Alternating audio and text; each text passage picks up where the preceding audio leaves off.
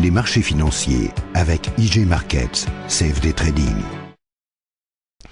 Bonjour, c'est Gilles du site boursicoté.com. Voici l'analyse technique des principales paires de devises du marché Forex, ainsi que l'analyse de l'or et du pétrole pour les matières premières. Et on commence tout de suite donc avec l'euro-dollar, avec une hausse qui continue donc suite à la cassure ici haussière de la résistance baissière. Je vous rappelle ici cette résistance qui nous a fait une petite cassure là hier. Donc on a une dynamique qui est en train de se mettre en place, qui est assez puissante, puisque l'on voit que même ici avec une situation technique relativement surachetée, et bien les cours continuent à monter. D'ailleurs on a le MACD qui plafonne, le stochastique ici qui navigue en zone de surachat, avec le RSI qui continue à monter lui aussi.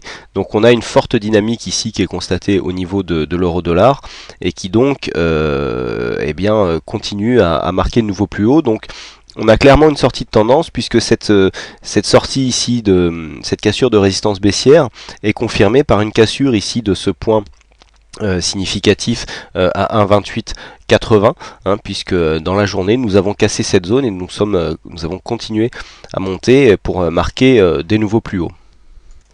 Cette hausse nous permet de valider en plus un signal gagnant qui vous avait été donné sur l'analyse écrite de l'euro-dollar, puisque j'avais anticipé qu'en cas de cassure ici des 1,2880, il y avait un possible ralliement des 1,2930, et lorsque nous passons ici en unité de temps 5 minutes, vous voyez les 1,2880 se situent ici. Donc lors de cette cassure ici, on est revenu rechercher donc là, que l'on prenne le premier ou le deuxième test, c'est pareil.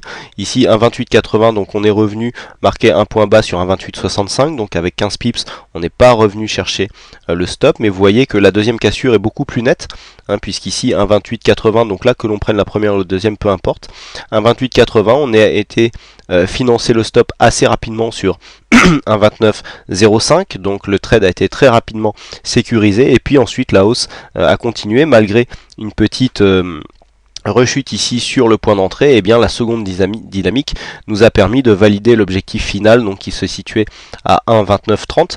1,2930, donc c'est ici, et vous voyez que donc c'est un trade gagnant qui vous a été encore une fois donné par le site boursicoté.com. Donc ça fait deux trades aujourd'hui, puisque le trade sur le CAC 40 s'est révélé gagnant lui aussi. Donc j'espère que vous avez été nombreux à en profiter.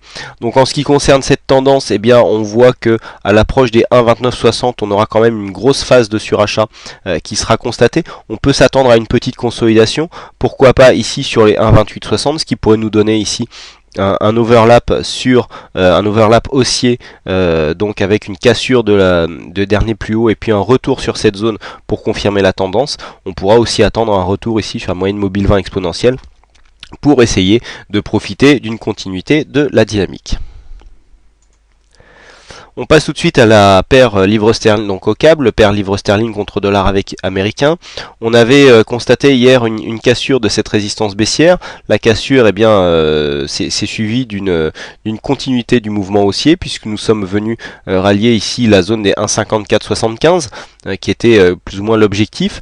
Alors vous voyez que suite à la cassure ici de cette résistance, on n'a pas réellement confirmé le dernier point haut qui se trouve ici sur la zone des 1,5505, mais on voit bien que le mouvement est assez dynamique et qui pourrait confirmer rapidement. Alors 1,5505 dans la nuit sera la zone ici de cette résistance baissière, mais qui était une résistance baissière, je dirais plus moyen terme, et ces multiples attaques ici, même si elles n'ont pas inversé la tendance, l'ont certainement affaibli. Donc là on peut s'attendre à une continuité du mouvement. Attention toutefois au surachat ici qui commence à être relativement marqué. On voit ici des marques d'hésitation sur le MACD. On pourra avoir une phase de consolidation qui pourrait largement et rapidement venir sur les 1,5410. Pourquoi pas un point d'entrée? On voit cette moyenne mobile exponentielle qui va converger vers cette zone de cotation. Ça pourrait être un bon point d'entrée pour profiter d'une continuité de la tendance, un peu comme ce que nous avons eu sur l'euro-dollar. On continue avec le dollar yen, donc le dollar yen qui prend une pente ascendante, hein, puisque dans la journée ici nous avons eu une belle volatilité comparée à ce que nous avions d'habitude, puisqu'on est parti de 77 70 76 70 et là on est à 77 200, donc sur une zone où nous avons pris 50 pips dans la journée.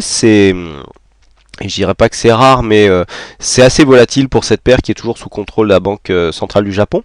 Alors attention, on est ici sur une phase surachetée. Vous voyez que le RSI et stochastique sont largement en zone de surachat. Bon, le MACD nous laisse encore un petit peu de marge. On pourrait facilement ici rallier et confirmer les 77 338 qui correspondent au précédent plus haut. Vous voyez qu'on est venu ici sur la 76 60 qui a encore joué son rôle de support et donc nous sommes en train de remonter. Donc là on est clairement en train d'invalider ici cette phase baissière par ici une zone de retournement qui est en train donc de réimprimer une tendance haussière sur la suite du mouvement.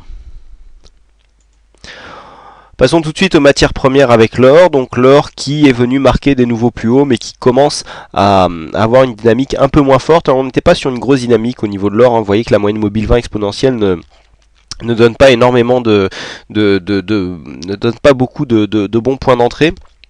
On la casse assez facilement, on vient même chercher le bas de la bande de Bollinger ici. Donc on a eu ici une petite montée, on a marqué un nouveau plus haut et puis tout de suite on vient consolider. Donc on a toujours une hausse au niveau de l'or qui se confirme, hein, mais qui perd réellement de sa dynamique à l'approche ici des 1672 $ l'once. Petite phase de consolidation donc constatée en fin de journée, mais qui ne remet pas en cause la tendance. Bon, on a une phase de hausse ici qui est qui n'est pas très dynamique, mais où les plus bas sont toujours de plus en plus hauts. Et puis lorsque l'on trace ici un support, eh bien nous pouvons remarquer que vous voyez la tendance est relativement régulière avec des plus bas qui viennent se confirmer régulièrement. Donc là on est venu confirmer un plus bas, et tant que ce support ici n'est pas cassé, eh bien la tendance reste haussière, même si on voit ici très peu de volatilité constatée sur le MACD. On est plutôt sur le haut du graphe au niveau du RSI et du stochastique, mais pas de grosse tendance. Vous voyez que les signaux ici sont vraiment peu puissants. Et enfin on termine avec le pétrole, donc le pétrole qui est venu tester ici sa résistance baissière. On est toujours en train de dessiner ici un biseau d'élargissement. La résistance ici a vraiment joué son rôle puisqu'on est en train de consolider.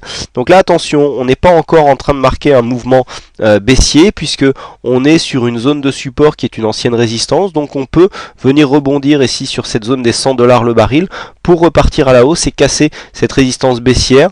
Ça serait même techniquement assez propre puisqu'ici on était relativement trop suracheté pour pouvoir donner une cassure assez dynamique, même si le RSI avait encore un petit peu de potentiel.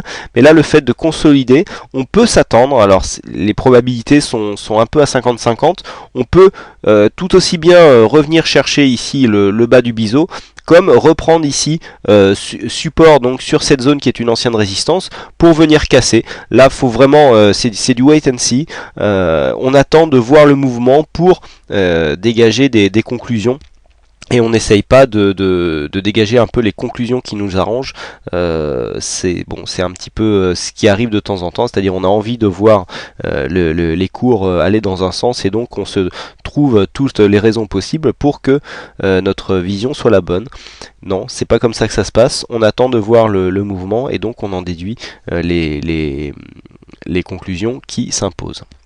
Donc voilà, au niveau du WTI, tant que les 100 $ le baril ne sont pas cassés, lorsque l'on ne vient pas casser ici cette zone de plus bas, eh bien on peut encore remonter pour marquer une cassure donc de cette résistance baissière. Par contre, une cassure de la zone des 100 ici nous donnerait une probabilité accrue de venir rejoindre ici le bas du biseau d'élargissement. Voilà ce que l'on peut dire donc sur toutes ces analyses Forex et matières premières. Il ne me reste plus qu'à vous souhaiter à toutes et à tous une bonne soirée, bonne chance dans vos trades. Et je vous donne rendez-vous dès demain pour de prochaines analyses techniques en vidéo. Bonsoir à tous. Les marchés financiers avec IG Markets, CFD Trading.